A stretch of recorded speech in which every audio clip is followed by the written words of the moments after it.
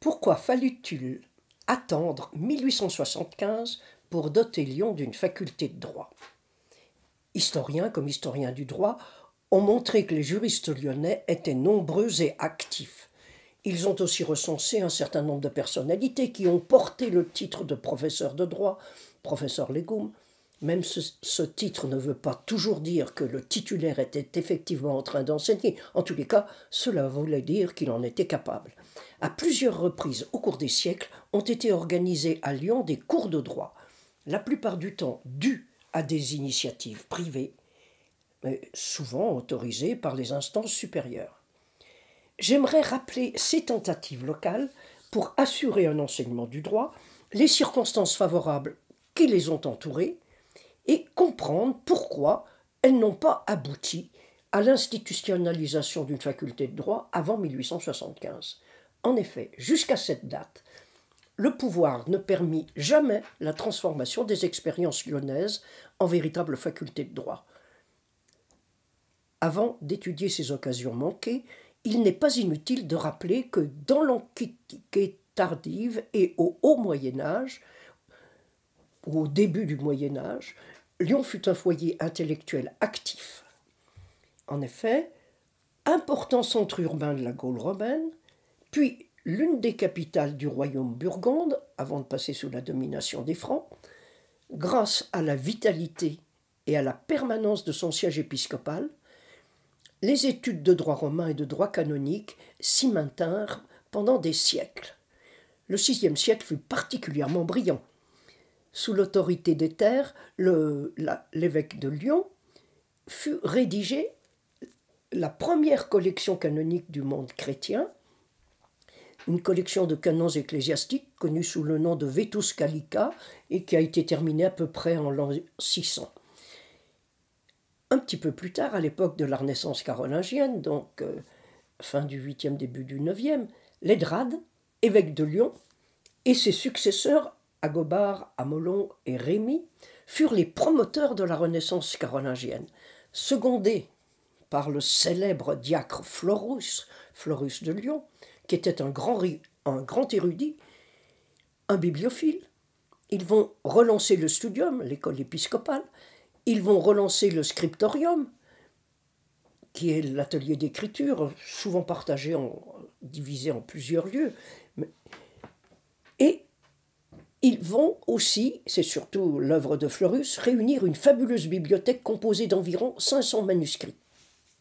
Une centaine sont parvenus jusqu'à nous, il y en a encore presque 50 en bibliothèque municipale de Lyon.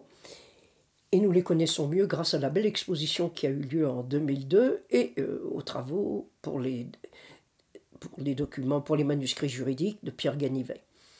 À cette époque déjà, les juristes distinguèrent les concepts romains d'auctoritas et de potestas pour bien analyser la notion de pouvoir. Selon eux, l'évêque possédait l'auctoritas, c'est-à-dire le pouvoir suprême, et avait donc un droit de regard sur les laïcs qui exerçaient la potestas, c'est-à-dire le pouvoir second, qui était un pouvoir politique mais plus administratif.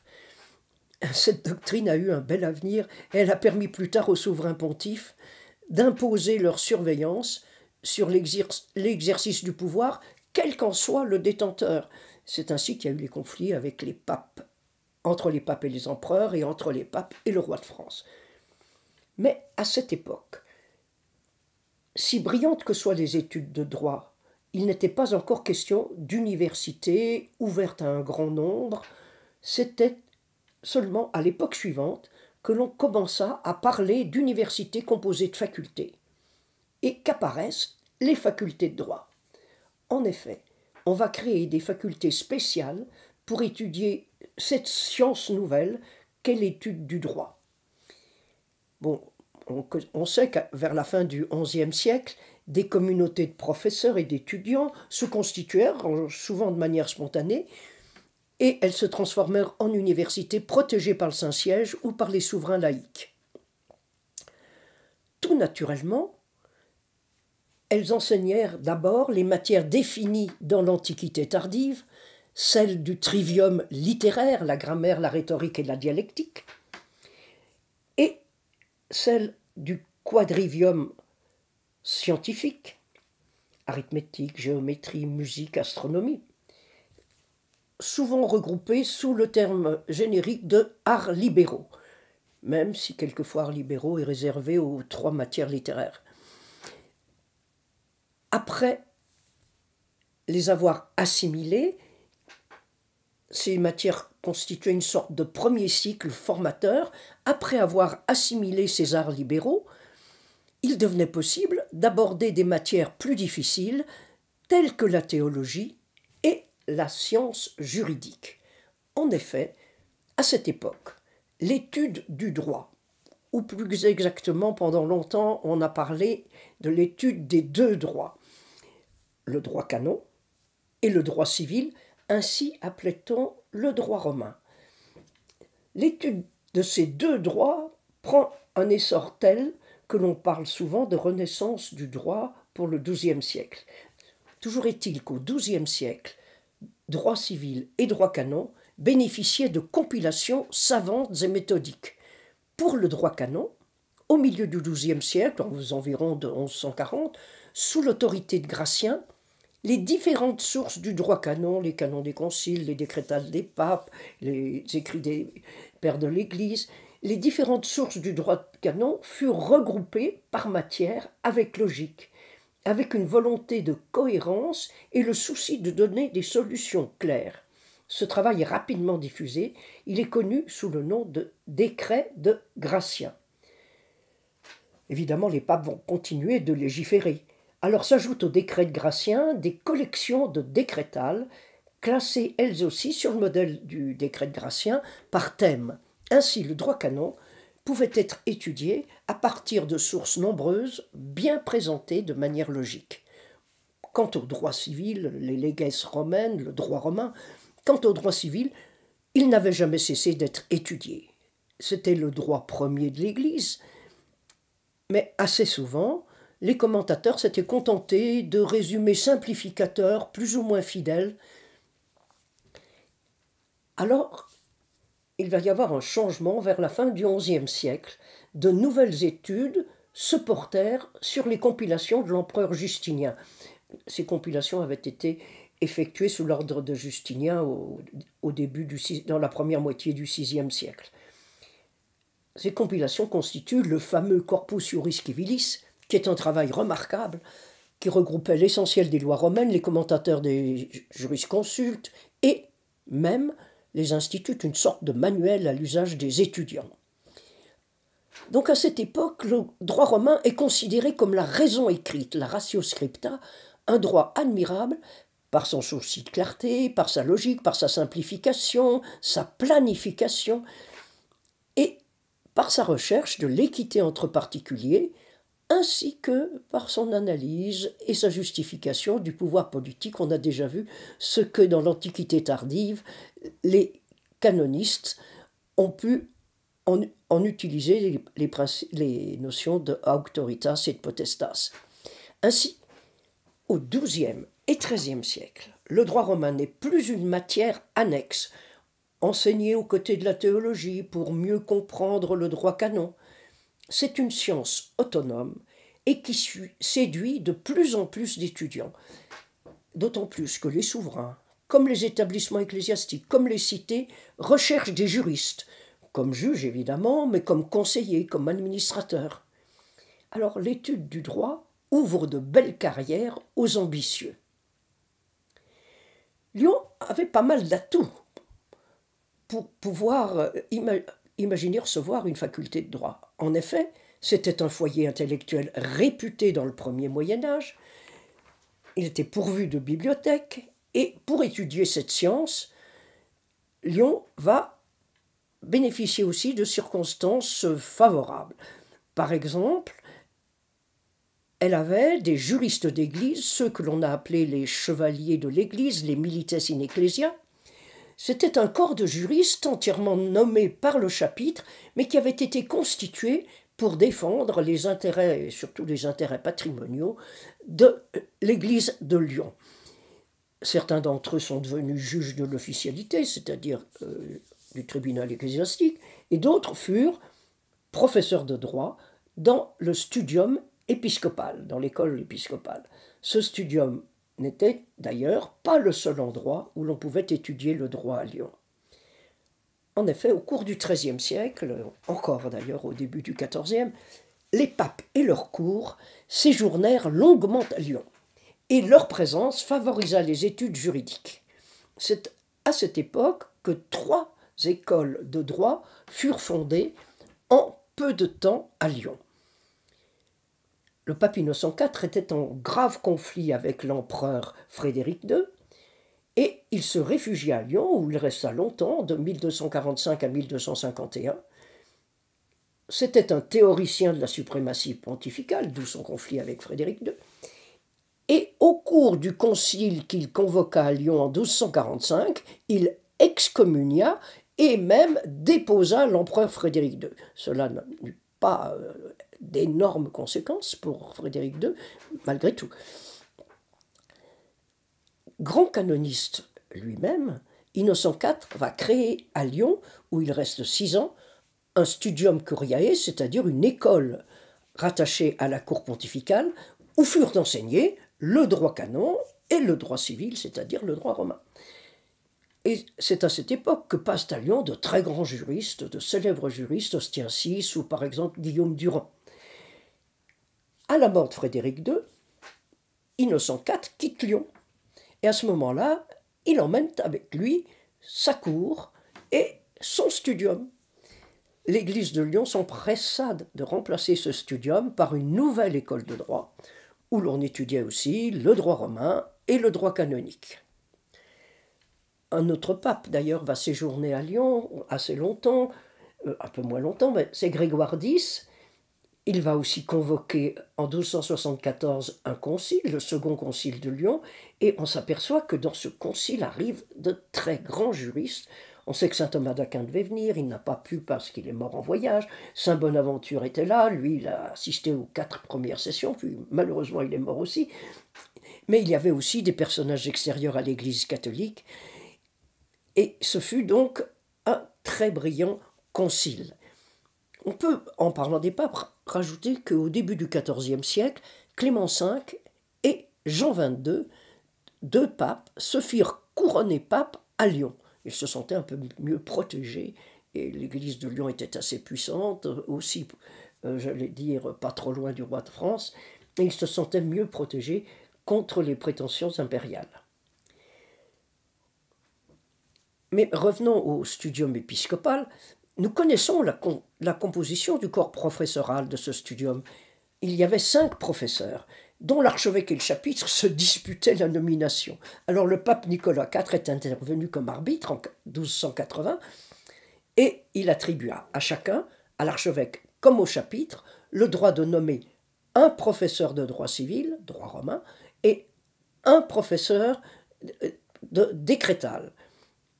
Il y avait un 5e professeur, un spécialiste du décret de Gratien, un décrétiste. Pour la nomination du 5e, il fallait le consensus de l'archevêque et du chapitre. C'est intéressant parce que dans cette décision arbitrale, il est précisé que les professeurs ne devaient pas être ultramontains. Sans doute, c'était une période de fréquentes révoltes bourgeoises. L'Église de Lyon craignait-elle l'influence des juristes italiens favorables à l'autonomie des cités, tout à fait habitués à cette idée. Et alors, les Lyonnais, à la même époque, ont besoin de juristes expérimentés pour les représenter. Par exemple, pour les défendre contre les prétentions du chapitre, qui profita de la vacance du siège épiscopal. Ensuite, pour les défendre contre l'archevêque. Enfin, pour présenter des requêtes au roi de France. C'était le seul soutien qu'il pouvait obtenir contre les prétentions des seigneurs ecclésiastiques. Le roi, trop heureux d'intervenir, d'agrandir son aire d'influence, accepta de les prendre sous sa garde. Évidemment, une fois cette protection acquise, ce sera contre les excès des officiers royaux que les bourgeois devront protester. Et la ville créa donc un studium municipal, que Philippe le Bel confirma en 1302, studium où l'on enseignait les deux droits, c'est-à-dire le droit civil et le droit canonique, et en plus les arts libéraux, les fameuses matières du trivium et du quadrivium. Au cours de ces différents conflits, les Lyonnais eurent la chance de se faire représenter par d'excellents juristes, Humbert de Vaux, son ami Anselme de Durche, et puis Barthélemy de Montbrison, qui fut particulièrement efficace. Mais les professeurs du studium municipal de Lyon inquiétèrent les membres de l'Église, qui essayèrent de leur imposer un serment par lequel ils s'engageraient à ne pas consulter contre elles. Alors les bourgeois s'indignèrent, ils portèrent à nouveau leur plainte devant le roi. À l'époque, c'était Philippe VI de Valois, qui, en 1328, déclara que ce serment était une innovation qui n'avait aucune raison d'être, qui était contraire à l'utilité publique et aux libertés des professeurs. Il n'en fut plus question. Toujours est-il que le studium municipal fonctionna bien et attira des professeurs et des étudiants des contrées avoisinantes comme du Beaujolais, du Forez et même de la Savoie. Donc, avec l'entrée dans le royaume de France, avec les arbitrages royaux et pontificaux, Lyon pouvait espérer que l'ordre serait revenu. L'école épiscopale, avec ses professeurs de théologie et des deux droits, aurait pu fusionner avec l'école municipale qui enseignait en principe les arts libéraux et aussi les deux droits. Ensemble, elles auraient pu glisser du studium à l'université, comme ce fut le cas dans de nombreuses villes qui ont créé des universités. Effectivement, j'allais dire, tout semblait prêt pour avoir une université, d'autant plus que Lyon avait un atout supplémentaire. Elle se trouvait en pays de droit écrit, c'est-à-dire en pays où l'on appliquait le seul droit écrit, c'est-à-dire le droit romain.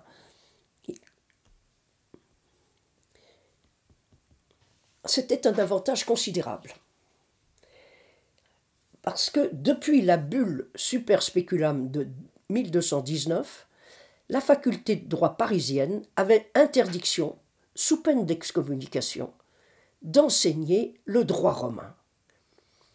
L'interprétation de cette bulle, la portée de cette interdiction ont fait couler beaucoup d'encre, aussi bien sous l'Ancien Régime que de manière plus récente.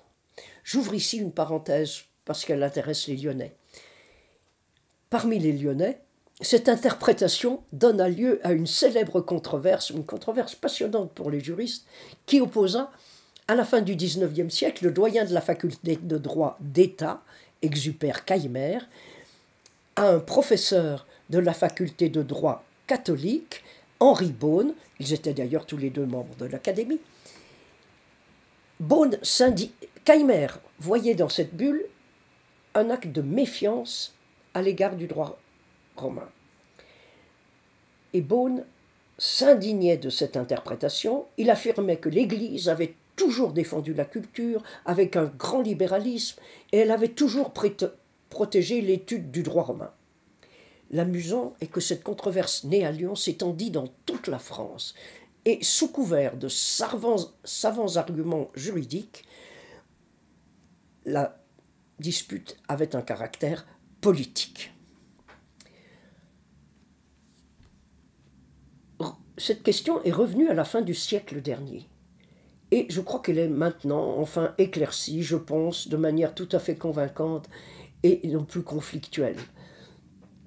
En réalité, l'Église craignait que les clercs abandonnassent la théologie et le droit canonique et se consacrent au droit romain, ou d'ailleurs à la médecine, qui était traitée un peu de la même manière. Ils avaient peur qu'ils se laissent corrompre par l'attrait de fonctions lucratives, administratives, judiciaires, politiques. Or, en ce début du XIIIe siècle, Paris était une université qui attirait les étudiants du monde entier. On parle de 15 000 étudiants à Paris à cette époque. La papauté, depuis plus d'un siècle, luttait pour que les clercs n'étudient que la théologie et le droit canon, ainsi d'ailleurs que les arts libéraux qui les y préparaient. Mais elle essaya de consacrer cette grande université aux seules disciplines de la théologie, du droit canonique et des arts libéraux. Les arts libéraux formant toujours le premier cycle. Cette interdiction aurait pu favoriser l'étude du droit romain à Lyon, ville de droit écrit. Il n'en fut rien. Orléans, qui était pourtant un pays de coutume, un droit oral, et d'autres universités en bénéficièrent. Sans doute les conflits entre l'archevêque et le chapitre, comme ceux entre l'Église et la municipalité, les affaiblirent-ils. Mais d'autres facteurs s'ajoutèrent. La grande peste décima les corps des professeurs, des guerres perpétuelles s'ajoutèrent, mais ce n'est pas une raison suffisante. Les autres villes du royaume subirent les mêmes catastrophes, et malgré tout, l'enseignement du droit reprit, et les disputes entre juristes sont tellement fréquentes qu'on ne peut pas dire que c'est une seule raison valable. Sans doute, l'installation de la papauté en Avignon, au début du XIVe siècle, accompagnée d'un excellent studium, fit-elle une vraie concurrence au studium épiscopal lyonnais. Mais dans les siècles suivants, pourquoi Lyon n'eut-il pas de faculté de droit ? À partir du XVe siècle, de nouvelles possibilités pour avoir une université se présentèrent et les Lyonnais reprirent espoir. Mais ils se heurtèrent aux refus successifs du pouvoir, et ce sont ces refus qu'il faut essayer de comprendre maintenant. Pendant les troubles de la guerre de Cent Ans, pour susciter des alliances, pour susciter des ralliements, les rois distribuèrent des avantages comme des universités, des parlements, mais aussi d'autres avantages. Au début du XVe siècle, le dauphin Charles, le futur Charles VII, envisagea furtivement de donner une université à Lyon. Mais finalement, il préféra lui accorder 2 foires, en 1420, et une troisième, en 1445. On connaît leur réussite. Ce n'était pas un vain cadeau. En 1453, alors que les juristes étaient de plus en plus nombreux au consulat, ils réussirent à convaincre les marchands et l'Église pour présenter ensemble, c'est nouveau, une demande d'université. Malheureusement, soit que le moment fut mal choisi, car Charles VII partait en campagne militaire, soit que celui-ci se méfia de Lyon, parce que la ville semblait flirter avec le futur Louis XI, donc un dauphin un peu indocile. De toute façon, quelle qu'en soit la raison, le refus fut catégorique. Et l'éventualité de créer une université à Lyon ne ressurgit pas avant le siècle suivant. Il est vrai qu'il manquait à la ville un atout de taille pour former de bons juristes. Elle n'avait pas de parlement. Elle n'avait pas de lieu où former les étudiants à la pratique, pas de lieu où offrir de belles carrières aux ambitieux. Lors de son rattachement à la France, au début du XIVe siècle, Lyon était entré dans le ressort du Parlement de Paris, pour être plus sûrement surveillé par la justice royale. Mais les Lyonnais n'appréciaient guère cette situation.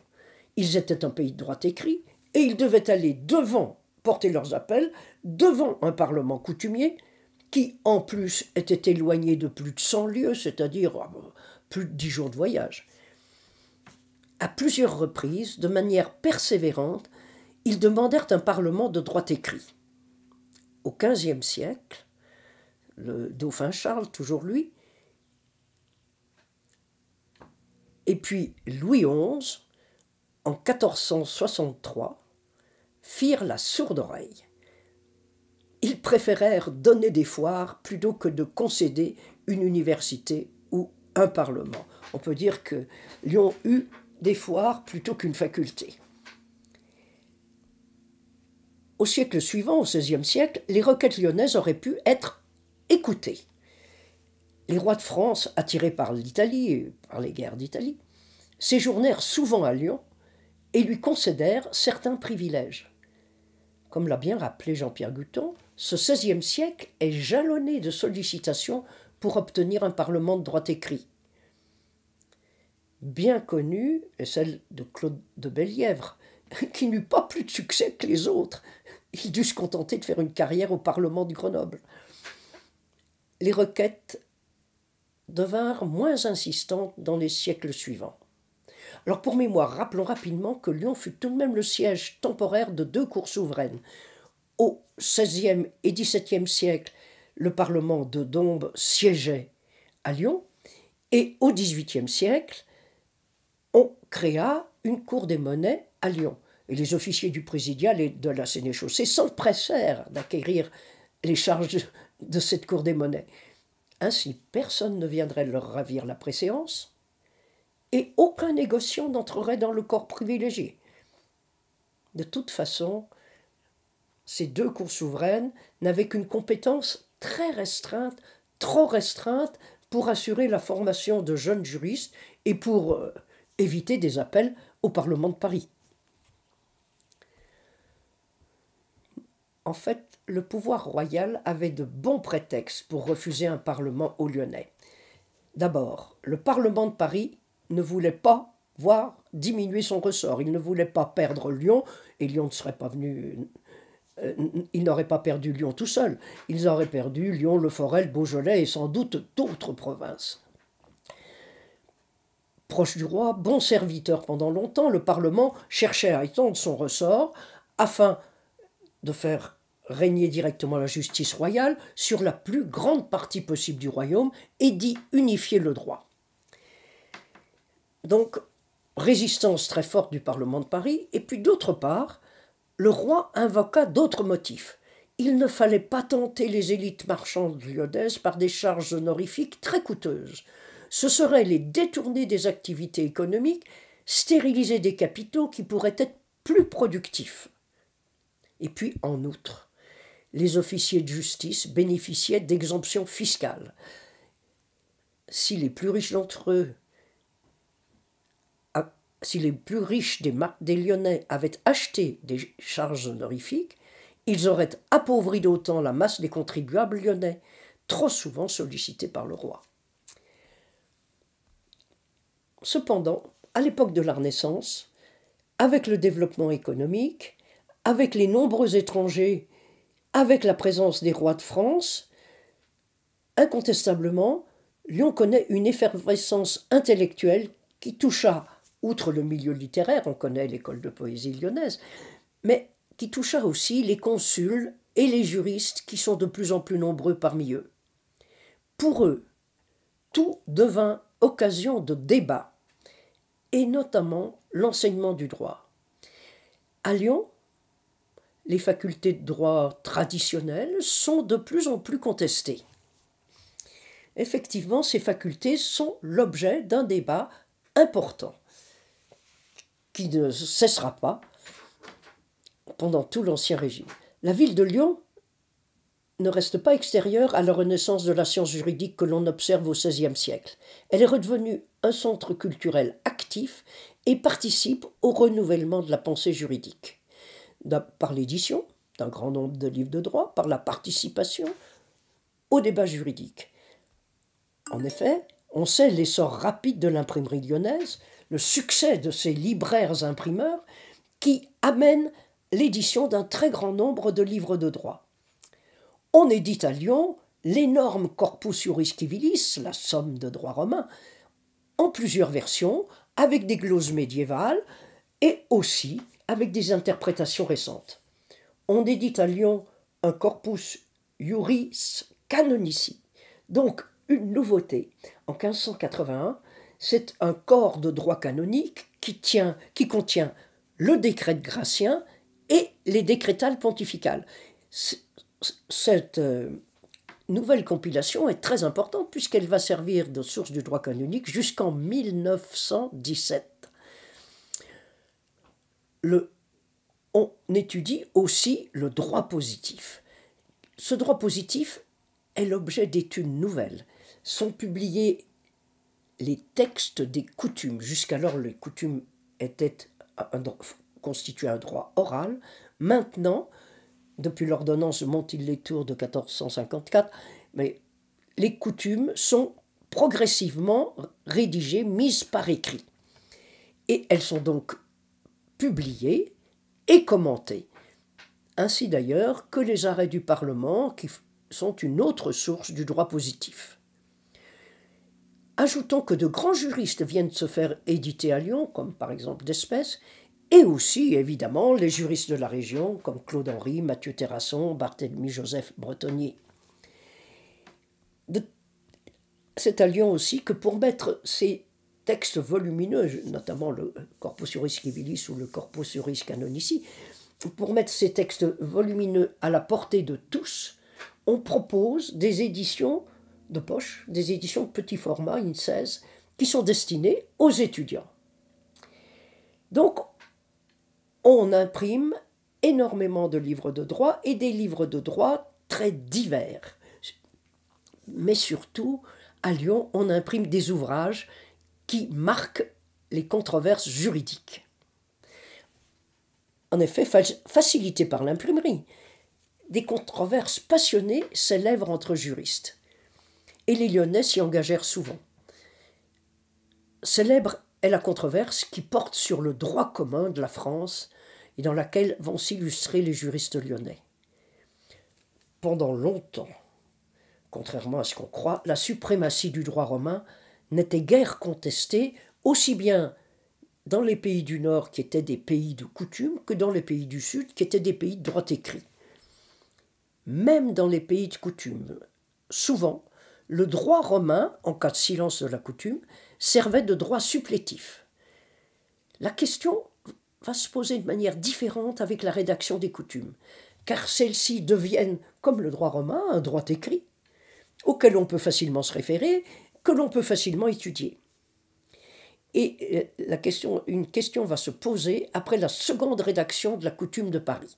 En effet, il y avait eu une première rédaction en 1510, mais en 1580, la coutume de Paris est réformée, elle est complète, elle est logique, elle est très utilisable, et le Parlement de Paris s'y réfère de plus en plus, et la prend comme droit supplétif en cas de silence non seulement en cas de silence des autres coutumes.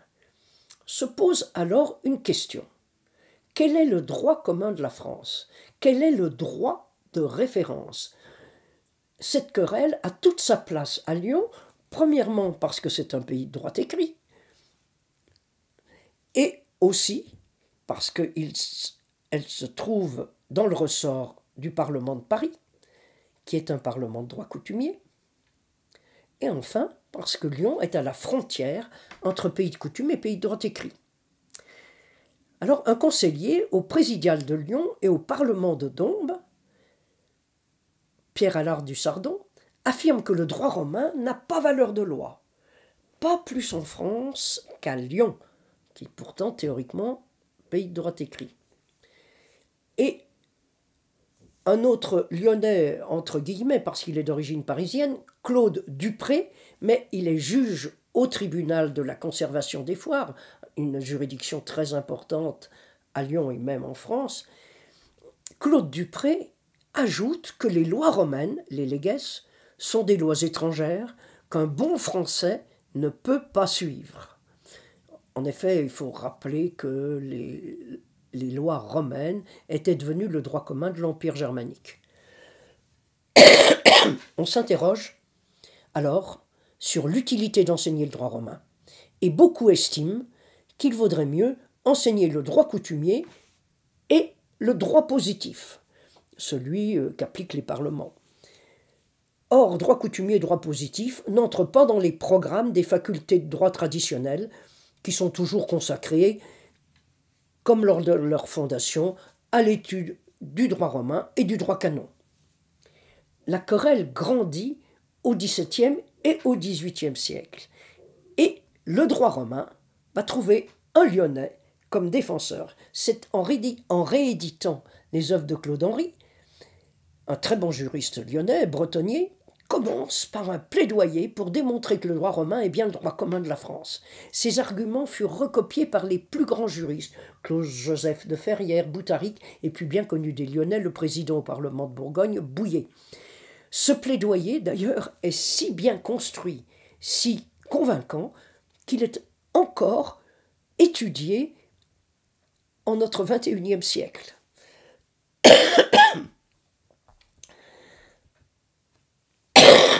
Pardon.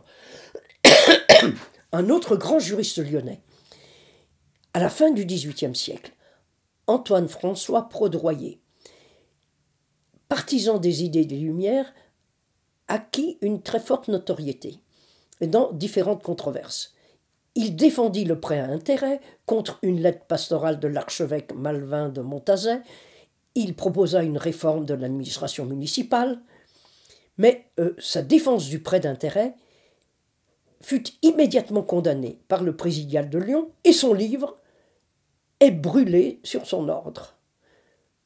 Alors évidemment, il reçoit le soutien et l'admiration de Voltaire. « Je vous remercie, monsieur, du plus court et du meilleur livre que l'on ait écrit depuis longtemps. » Le livre n'est d'ailleurs pas si court, car il contient 93 pages in 12. Souvent, les pamphlets juridiques étaient plus courts. Mais son œuvre majeure est une nouvelle édition du Dictionnaire de jurisprudence et des arrêts de Brion.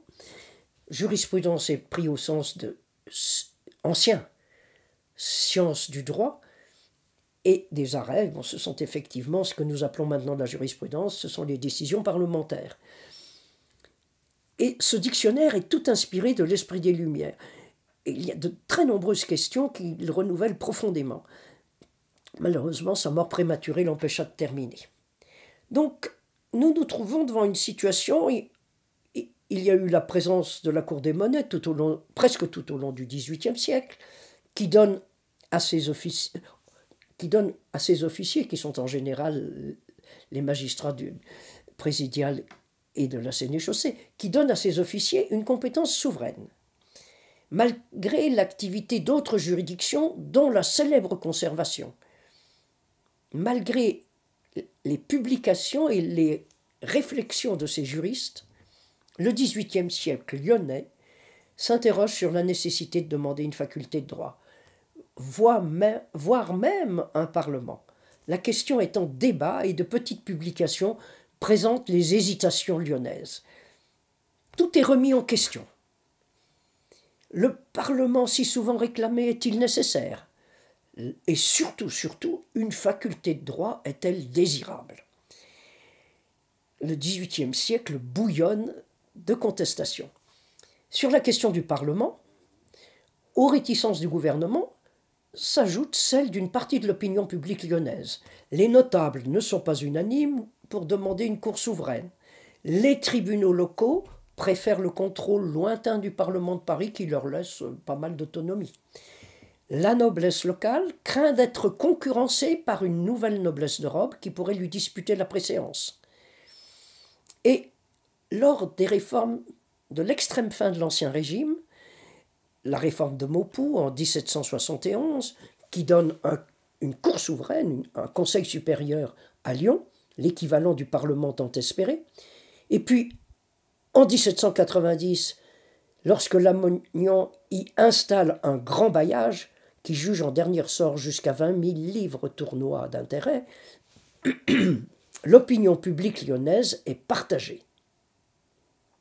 Certains se félicitent de devenir le siège d'une cour souveraine, mais en revanche, d'autres prétendent que les Lyonnais ont mieux à faire que de briguer des offices. La présence de hauts magistrats amènerait les Lyonnais à mépriser le négoce. Bon, disons que l'opinion publique est divisée sur la réforme de la justice et sur l'instauration d'une cour souveraine à Lyon. Mais elle semble plus homogène dans l'hostilité à une faculté de droit. Bon, les Lyonnais critiquaient l'enseignement traditionnel et ils proposaient de nouvelles formes d'enseignement. Bon, les universités avaient mauvaise réputation, presque partout. Leurs programmes étaient obsolètes, souvent elles n'exigeaient pas l'assiduité des élèves, elles procédaient à des simulacres d'examen, la question était préparée d'avance, et pire que tout, elles monnayaient leur diplôme. Alors, au moment de l'expulsion des Jésuites en 1762, le collège de la Trinité perdit tous ses professeurs. Donc, certains Lyonnais vont penser que c'était l'occasion d'introduire du droit dans les programmes scolaires. Les officiers du présidial d'une part, un membre de l'Académie d'autre part, l'abbé Pernetti, proposèrent d'organiser un enseignement juridique dans la classe de rhétorique avec des matières nouvelles comme les lois fondamentales du royaume, c'est-à-dire ce que nous appellerions le droit constitutionnel, le droit naturel, le droit des gens, ancêtre des droits de l'homme et ancêtre aussi du droit international, le droit public. Ces idées ne furent pas suivies immédiatement d'effet, mais elles restent tout de même dans l'esprit des Lyonnais. Les oratoriens vont reprendre le collège de la Trinité et ils n'intégrèrent aucun cours de droit dans leur programme. Mais alors, au même moment, la ville de Lyon expérimentait une nouvelle forme d'enseignement du droit, moins surannée que celle des facultés de droits avoisinantes. Le consulat et le tribunal de la conservation, ils avaient été fusionnés en 1655, donc ils formaient une juridiction redoutée, puissante, dont les sentences s'appliquaient dans tout le royaume et même à l'étranger. Ils savaient l'originalité de leur juridiction et ils ressentaient la nécessité de former des juristes efficaces. Alors la ville décida de rémunérer un professeur pour enseigner les notions de base du droit et les procédures lyonnaises. Ainsi fut créée une chaire municipale, peut-être dès la fin du XVIIe siècle. Des notes de cours manuscrites, des livres de droit à destination des étudiants furent rédigés par les professeurs choisis par le consulat. Nous avons aussi des indications sur le contenu de leurs enseignements, notamment ceux de Jacques Jolicoeur qui enseigna pendant de longues années. Mais en 1764, cette chaire municipale fut attaquée par le roi. En effet, le roi surveillait les comptes de la municipalité. Et il envisagea, par mesure d'économie, de supprimer la chaire municipale à la mort de son titulaire, à la mort de Jacques Jolicoeur, qui d'ailleurs ne va mourir qu'en 1787. Le consulat protesta et trouva un moyen détourné pour pérenniser la chaire. Il fut nommé un suppléant au professeur en titre avec promesse de survivance. C'est un système fréquemment utilisé pour les offices sous l'Ancien Régime. Pierre-François Rieusec, qui était un membre de l'Académie, fut choisi pour être ce suppléant. Et plus tard, Rieusec demandera d'ailleurs l'établissement d'une école succursale de droit à Lyon. Donc nous le voyons, à la fin du XVIIIe siècle, à Lyon, beaucoup sont convaincus de l'inutilité du droit tel qu'il est enseigné dans les facultés de droit traditionnelles, et convaincus aussi du peu de valeur des diplômes délivrés par ces facultés. Cet esprit se retrouve dans les cahiers de doléances rédigés pour les États généraux de 1789. Les trois ordres demandent une cour souveraine, mais aucun ne songe à réclamer une faculté de droit. Alors, toujours est-il qu'en 1789, il y avait en France 22 universités et que Lyon n'en avait pas et qu'il n'avait pas même une école de droit ou une faculté de droit. Ces universités, d'ailleurs, furent toutes supprimées par la Convention en 1793. Alors la période révolutionnaire, qui est fertile en lois réformatrices, va permettre à Lyon de tenter des expériences nouvelles d'enseignement du droit.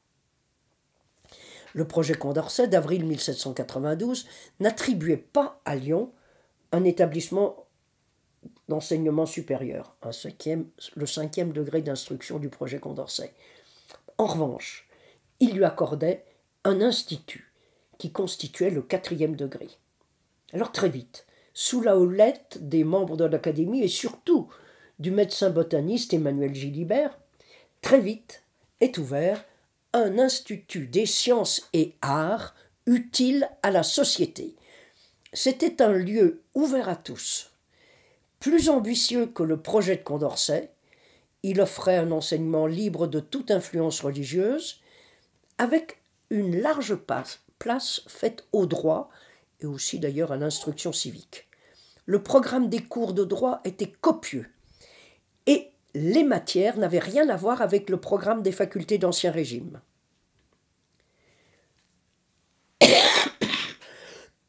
Ouvert en novembre 1792, il est le lieu de larges discussions qui attirent beaucoup de monde, discussions portant sur les rapports entre le droit naturel et la morale, notamment sous l'autorité du pasteur Benjamin Frossard. La crise politique et le siège de Lyon mirent rapidement fin à cette originale expérience lyonnaise. Mais on avait vu que le droit devenait, au fond, une matière de culture générale. Comme l'avaient un peu demandé les officiers de la Sénéchaussée et Pernetti quelques années auparavant. Au cours de ces ultimes délibérations, la Convention va voter la création d'un certain nombre de grandes écoles spécialisées, mais aucune ne concernait le droit. Trop de critiques s'étaient élevées contre l'ensemble des juristes. Bon, non seulement les parlements s'étaient rendus odieux par leur opposition systématique aux réformes, mais les hommes de loi étaient accusés de compliquer le droit à plaisir, de le rendre obscur pour en garder le monopole, en un mot, de vivre de la chicane. Et malgré le nombre de députés issus de ce milieu, avocats et magistrats professionnels étaient considérés comme des parasites inutiles. On retrouve l'idéal rousseauiste. Les nouvelles lois devaient être simples, claires, accessibles à tous, et à l'avenir, les procès seraient rares, et les plaideurs n'auraient plus besoin de médiateurs.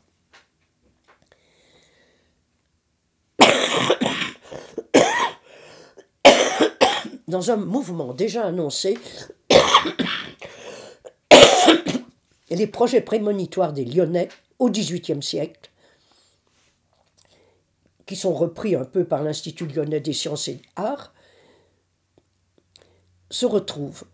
Le droit n'était plus considéré comme une science savante, mais comme une matière de culture générale destinée à former des citoyens. Il devint alors une matière au programme des établissements d'enseignement secondaire créés par la Convention en 1995. Ces établissements secondaires s'appelèrent des écoles centrales. À Lyon, c'est un ancien avocat, député du Forêt, aux États généraux, Antoine François Delandine, qui en fut chargé. C'était un homme de culture. Il était l'un des fondateurs de la Société littéraire en 1778, il était membre de l'Académie, et il sera plus tard, tous les Lyonnais le savent, le premier directeur de la bibliothèque municipale de Lyon, où il fit un travail remarquable. Son programme de cours de droit est bien connu, on l'a aux Archives nationales dans la fameuse série F17, et il s'étend sur 3 ans, puis après sur 2 ans. À la demande de ses élèves, il a d'ailleurs l'air de s'en excuser, il leur donne des cours de droit romain à partir des instituts de ce fameux manuel de Justinien. Il enseigne une économie politique inspirée des physiocrates, le droit commercial et le droit privé. Mais pour le droit privé, il réclame la rédaction d'un code civil. D'ailleurs, des projets de code civil qui sont en cours. Il réclame la rédaction d'un code civil car les nouvelles lois n'ont porté que sur une partie du droit privé et demeure une très grande diversité coutumière. Alors, avec la grande réorganisation de l'enseignement sous le consulat, les écoles centrales sont jugées trop libérales. Elles sont supprimées. Elles sont remplacées par des lycées consacrés exclusivement aux lettres et aux sciences, et les cours de droit disparaissent du niveau secondaire. Mais, en revanche, le droit réapparaît comme une discipline à étudier, mais seulement dans l'enseignement supérieur, qui lui aussi est réformé. Encore une fois, Lyon n'en bénéficia pas et se heurta au refus du pouvoir. Elle n'obtint pas d'école de droit. Et pendant longtemps, elle va rencontrer ces refus du pouvoir. Alors quand Bonaparte, premier consul dont on parle tant cette année, prit le pouvoir, il était défavorable aux universités. Il partageait les critiques qu'on leur avait adressées à la fin du XVIIIe siècle, mais en outre, il craignait les universités pluridisciplinaires trop nombreuses qui regroupaient en un même lieu trop d'étudiants, menace pour l'ordre public. Mais en revanche, avec lui, le droit et les juristes furent réhabilités. Le droit ne fut plus considéré comme une matière de culture générale, il redevint une affaire de professionnels, avec la multiplicité des réformes conduites dans les 4 premières années du pouvoir. Étudier le droit devint une nécessité. L'administration et la justice, profondément réorganisées, réclamaient des juristes compétents et des juristes bien formés. Donc les juristes retrouvèrent utilité et, avouons-le, dignité. Dès la première loi sur l'instruction publique, celle de 1802, celle du 11 Floréal en 10, est prévue la création de 10 écoles de droit pour former ces fameux juristes dont le régime a tant besoin. Alors, malgré les bonnes relations que Bonaparte entretenait avec Lyon, il ne lui accorda pas d'école de droit, alors qu'elle était le siège d'une cour d'appel, et ça aurait été normal. Mais Lyon joua de malchance. Elle trouva un adversaire de taille. Originaire d'Aix-en-Provence, Portalis, l'un des rédacteurs du Code civil de 1804, membre du Conseil d'État, intervint afin d'écarter la candidature de Marseille. Il invoqua les dangers que l'esprit mercantile des grands centres commerciaux pouvait faire courir aux jeunes étudiants juristes. Ainsi, comme Marseille, et peut-être à cause de Marseille, Lyon fut rejetée.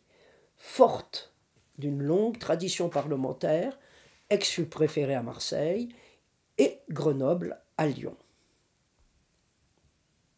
Alors on sait qu'il y eut des changements sous l'Empire. Devenu empereur, Napoléon confisqua le nom d'université pour le donner au grand service d'instruction publique qu'il appela Université impériale.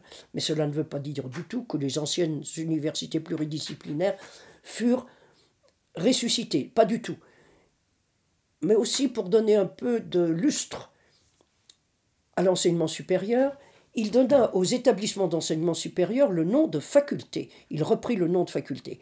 Ainsi, les écoles de droit et les écoles de médecine qui avaient été créées devinrent des facultés. Et puis, en outre, dans chaque chef-lieu d'académie, c'est-à-dire dans une ville comme Lyon, je crois qu'il y avait 22 académies, dans chaque chef-lieu d'académie furent fondées 3 facultés. Une de théologie, car Napoléon trouvait que le clergé était vraiment d'une ignorance crasse. Une des sciences et une des lettres. Alors ces 2 dernières n'étaient que des émanations des lycées, car elles étaient composées de leurs meilleurs professeurs et puis souvent du censeur et du proviseur.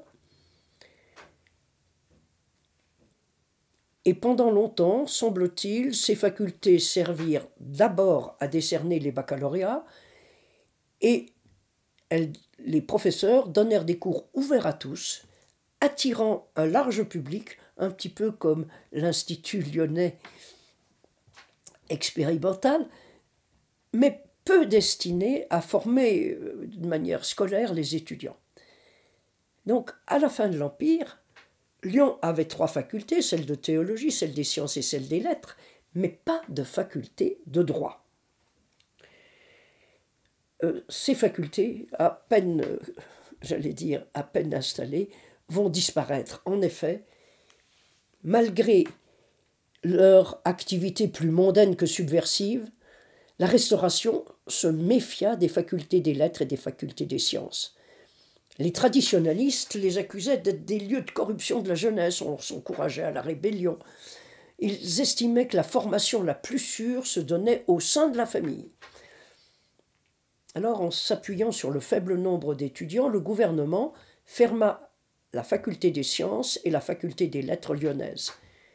Et peu de temps après, d'ailleurs, la faculté de droit de Grenoble fut aussi fermée en 1821. Donc ces facultés n'ont pas eu le temps de grandement fonctionner. Mais avec la monarchie de Juillet, la politique fut différente. L'enseignement supérieur, jusque-là négligé, fut renforcé. En 1833, la faculté des sciences de Lyon fut rétablie, et celle des lettres le fut en 1838. Cependant, à Lyon, il n'y eut pas de faculté professionnelle, pas de faculté de droit, pas de faculté de médecine. Encore que le cas de la médecine est un peu particulier, grâce à ses hôpitaux, elle eut une école de médecine, qui ne pouvait pas donner de diplôme, mais qui tout de même assurait un enseignement sur place. Alors, pourquoi pas de faculté de droit, pas de faculté de médecine? Sans doute faut-il voir là l'expression d'une méfiance générale à l'égard des facultés. Mais elle était aggravée par des craintes spécifiques à la situation lyonnaise. La monarchie de Juillet ne pouvait oublier qu'elle avait commencé en affrontant les grandes révoltes des Canuts de 1831 et de 1834. Elle redoutait l'agitation estudiantine dans une ville à forte population ouvrière, rapide à s'enflammer. Que dire en conclusion? Les expériences lyonnaises ne sont pas terminées, elles continuèrent dans les années suivantes. Je les ai déjà beaucoup étudiées, donc je ne vais pas me répéter. Consciente des besoins de cette ville commerçante et industrielle, nantie de nombreuses juridictions, les autorités lyonnaises encouragèrent les initiatives privées et Paris autorisa quelques expériences limitées. Par exemple, une chaire de droit commercial qu'obtint d'abord le jeune Frédéric Ozanam en 1839, mais il partit bien vite à Paris. Une chaire d'économie politique, soutenue par la Chambre de commerce, et la toute jeune Société d'économie politique. Cette chaire fut dévolue d'abord en 1864 à Henri Damet, un professeur genevois. Et puis surtout, la petite école de droit, qui fonctionna de 1868 à 1875, dirigée par Paul Rougier qui est un des membres fondateurs de la Société d'économie politique, qui est aussi membre de l'Académie, qui est aussi le futur professeur d'économie politique à la faculté de droit d'État de Lyon. Cette petite école de droit, soutenue par la Cour d'appel et le barreau de Lyon, connut un franc succès, et elle prouva, s'il en était besoin, la nécessité d'une faculté de droit. Elle ne pouvait pas délivrer de diplôme, et ses étudiants devaient aller passer leurs examens soit à Dijon, soit à Grenoble, ce qui ne manqua pas de créer de graves tensions entre ces deux établissements et de longs plaidoyers juridiques, souvent d'ailleurs d'assez mauvaise foi. Il fallut le vote de la loi sur la liberté de l'enseignement supérieur en juillet 1875 et l'annonce de l'ouverture imminente d'une faculté de droit catholique à Lyon, soutenue par le député Lucien Brun, qui était l'un des initiateurs de la loi sur la liberté de l'enseignement supérieur, pour que, au fond, interpellé par le maire, le docteur Antoine Gailleton, le ministère, inquiet d'imaginer tous les juristes lyonnais formés dans un établissement catholique, nous étions juste au début de la Troisième République, le ministère accepta de créer rapidement une faculté de droit à Lyon. Instituée le 29 octobre 1875, cette faculté de droit d'État de Lyon, dirigée par le doyen Caillemer, devint en peu de temps la seconde faculté de droit de France, à la fois pour l'excellence des résultats de ses étudiants aux concours généraux de droit, et aussi même par le nombre de ses étudiants. Vous savez ainsi pourquoi, au fond, Lyon n'a pas eu de faculté de droit et s'est heurté aux refus successifs des gouvernements pendant de longs siècles. Je vous remercie de votre attention.